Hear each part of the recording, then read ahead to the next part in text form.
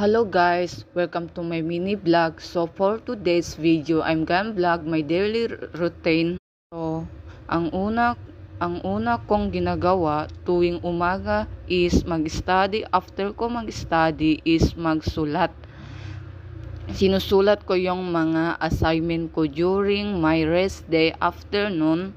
If naboboard ako sa dorm, ang lagi kong pinupuntahan is mga malls, pampatanggal ng stress. And then kapag nahuhuwaw ako, iinom ako sa Magay ng juice at bumibili ng sapatos dahil sa gagamitin ko to sa PE namin. Then kapag uuwi ako, paminsan-minsan magsikad-sikad ako or mag-abar-abar. So yun, serious and ginagawa ko everyday. Bye guys.